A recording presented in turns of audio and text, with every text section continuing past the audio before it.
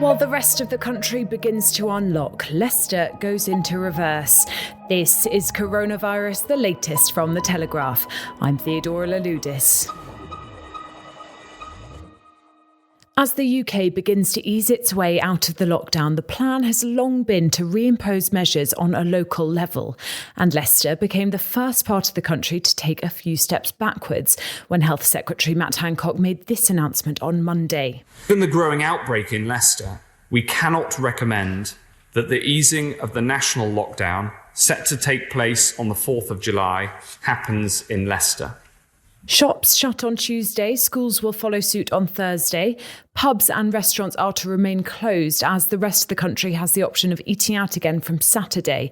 The government also recommends against all but essential travel to, from and within Leicester. The city's been singled out because it has the highest infection rate in England. Currently, it's seeing 135 cases per 100,000 people. According to Public Health England, that's 3 times that of the next highest city. And Matt Hancocks confirmed it accounts for 10% of all positive cases across the country. The Health Secretary said extra testing in Leicester had revealed a surge in virus cases among children. Leicester's Mayor, Sir Peter Salisbury, was quick to express his worry. I'm very, very concerned, obviously, about the impact on the well-being of the city in general and the health of the people in the city, but also about the economy of the city. To discuss why the city's seeing dangerous levels of the virus and whether what's happening in Leicester might eventually happen in other parts of the country, I spoke to the Telegraph's global health security editor Paul Nuki and chief reporter Robert Mendick. Paul started by telling me that the UK isn't alone in implementing local lockdowns. The most recent one is in Germany, but we saw one in Beijing recently. There have been cases in Singapore and South Korea. And the principle is pretty basic, that you first of all have good surveillance to spot a spike in cases, and then you quickly move to trace those cases and break the transmission chains, and then you close the places down a bit so that what transmission chains remain can't spill out into the broader nation. OK, so it's the first local lockdown in England, but there's certainly nothing novel about it around the world. There were reports that the Leicester outbreak started in food processing sites and it spread through clothes factories. But Rob Mendick, the factory in question, say that's not the case. The factory that was pinpointed has vehemently denied it. And public health officials on the ground are saying there wasn't a single smoking gun for this one. They say that it's an amalgamation, it's a sort of perfect storm of problems. And I wonder if their communication has got through to the right people. I think there's issues with things like textile factories, food manufacturing plants. I think there's probably a lot of youths who are out and about in the parks, which, again, not unique to Leicester. But I think there's also a lot of multi-generational households, which would be a thing that Leicester has a bigger issue with, where so you have potentially youths bringing it back into households and spreading it through 10, 12 people in a house. There's been criticism of this local lockdown, firstly from Carl Hennigan, who's director of Oxford University's Centre for Evidence-Based Medicine. He called local lockdowns unsustainable. And as with many parts of the nationwide lockdown, there's been criticism that the rules are confusing and that there are loopholes. I mean, you could go to a pub just streets away from one that's now not going to open on July the 4th. Rob, do you think criticism like this and the idea that the rules are confusing is inevitable? Certainly confusing. I don't know whether it's inevitable, but part of the problem with locking down a whole city as opposed to a factory or a premises is inevitably you're going to have to draw up a boundary. And the maps we're seeing today, even those weren't drawn up last night. And I've seen 2 versions at least of the current boundary map for within this new lockdown. So you could be a business in it, you could be a business out of it, you could be a pub next to a pub that's carrying on. So it's absolutely baffling, I think. I mean, if you live in Leicester, are you now like the rest of the country on July the 4th? Currently, I don't think you can, but it's not clear. So how you police that, and the police are being asked to intervene, is the police tell me they have no idea what they're supposed to be doing.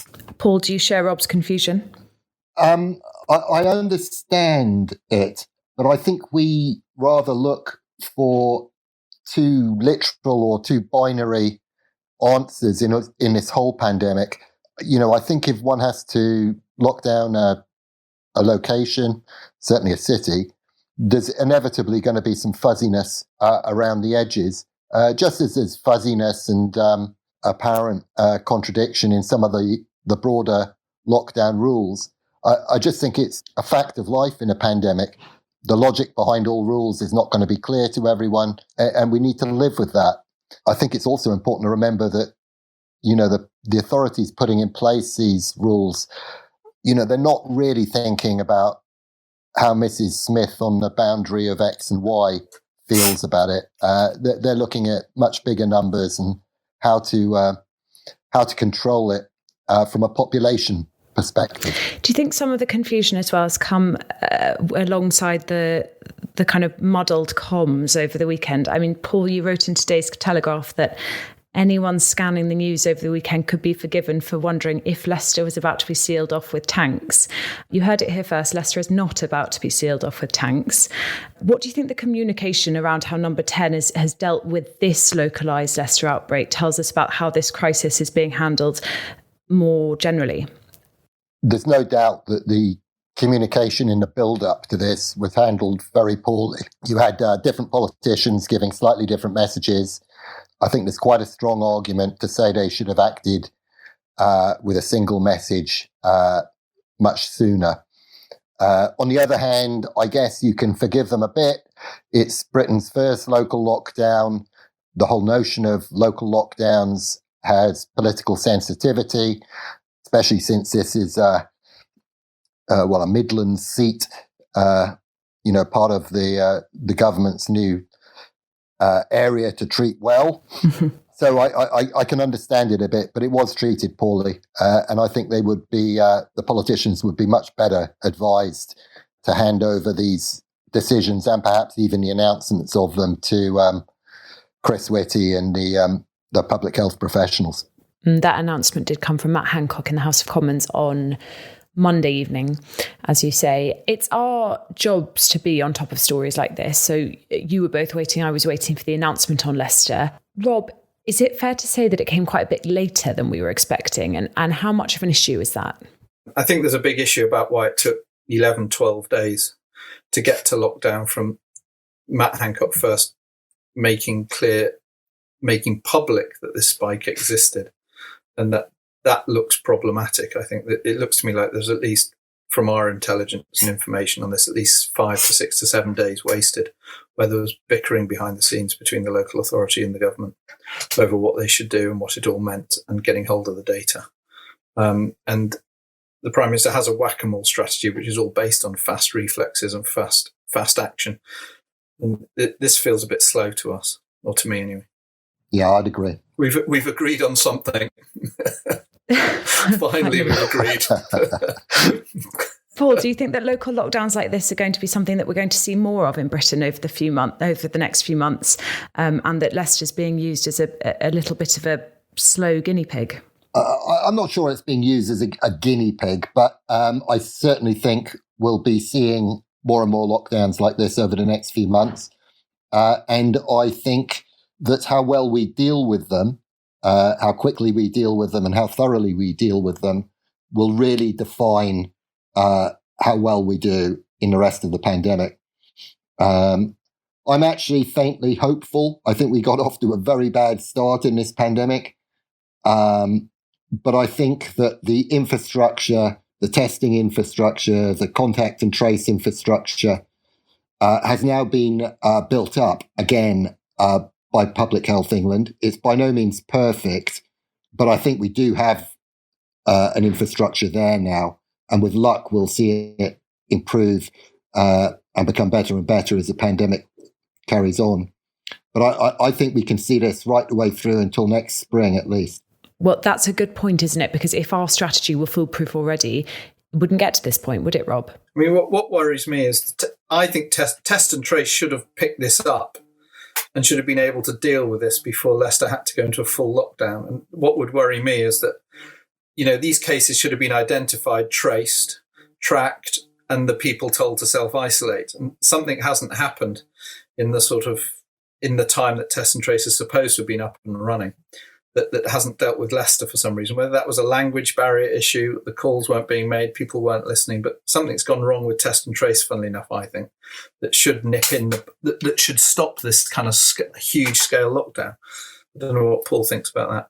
I think that, this has been emerging over the last 3 weeks, which is the same 3 weeks that test and trace has only just got going. So I'm sure that you're right in the sense that test and trace hasn't really got a grip on this one. I think where I'm a bit more positive is if you look forward a month or two, you would expect the capacity of that system to grow, catch the next one quicker, etc., etc. The other thing I think that is problematic is just the tests themselves. We've not got to a position yet in Britain where we're really doing enough tests, and we're certainly not turning them around quick enough. It seems to me that you need to get to a position that almost everyone in society is being tested pretty regularly if you really want to. Which is interesting about the schools issue, which you raised earlier. That this high incidence, or unusually high incidence of positive tests coming out of under 18s and coming out of school makes me wonder, Paul may know this better too because he's more expert, but it makes me wonder that this isn't underlying across the country and we're only picking it up in Leicester because of mass testing that's being done on the ground. I don't know what we make of that. My guess is that it's got rather less to do with the schools themselves and more multi-generational households and a sudden jump in testing of younger people. I don't think that the evidence for children is likely to change very much. I mean, there are quite a lot of schools open now across the world, and although there have been some outbreaks in schools, it's pretty limited. And certainly we know that children don't get severe disease very often, and they probably, young children anyway, are probably much lower transmitters of the disease. My final question is, Paul, you might know more about this. Paul knows more about everything. We should make that. We should make that absolutely clear. I'll tell you what I don't know about this, and I would like to know. One part of infrastructure that is required in these localised lockdowns is a level of transparency amongst local public health officials. Certainly, the Mayor of Leicester said that he didn't feel up to speed on this. Certainly, not before Matt Hancocks gave his announcement in the Commons last night. Is the UK equipped for this? Do we have the level of local transparency amongst health officials that we need? I think that there is a real problem with the sharing of the data from the centre to local health authorities. I don't think there can be any doubt about that. Local authorities are kicking off about it right around the country and have been for some time. I'm not sure actually the problem is with PHE itself. There seems to be some evidence that the government was certainly at the outset instructing PSE that it mustn't share data. It's not very clear what the motivation for that was, but it's pretty clear that it's been happening, according to a report by Reuters today. And it is quite contrasting when you look at other nations. I mean, there are plenty of other nations where all their cases, right down to a sort of postal sector level, are posted on a website in real time every day. Local officials can try, and so can people who live on those streets. And it seems to me that if we want a fast and reactive system, that's what we need to be doing here. I mean, there may be some Jobsworthian objections around data protection rules and the rest of it, but I mean, we have suspended so many other liberties in this. I can't see that data protection rules really explain this lack of transparency. The rest of the coronavirus latest news.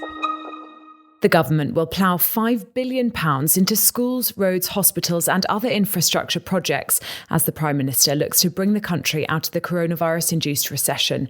Boris Johnson stressed his instincts were to cut taxes wherever possible, but said the generational challenge the UK now faces has to be dealt with through investment. The number of people dying across the UK has fallen back to average levels for the first time since the start of the epidemic. According to the Office for National Statistics, the number of weekly deaths has now returned to the level expected for the time of year. Of the 10,500 deaths registered in the week to the 19th of June, 849 mentioned coronavirus. That's the lowest number of deaths with the virus registered since the week lockdown was announced. Over 43,000 people have now died after testing positive with the virus across the country. Australia, Canada and Japan are among 14 countries whose citizens are allowed to visit the EU from the 1st of July. The list of countries revealed by the bloc doesn't include the US, China or Brazil. People from the UK are treated as EU citizens until the end of the Brexit transition period on the 31st of December. But the Foreign Office still advises against travel, and anyone arriving in the UK still has to quarantine for 2 weeks. As always, you can read more on any of those stories by following the links in the episode description. This is Coronavirus, the latest from the Telegraph. I'm Theodora Louloudis, and I'll be back on Friday with your next podcast. In the meantime, you can stay up to date with all of our coronavirus coverage and much more, completely free for 30 days. Find that offer at telegraph.co.uk/audio.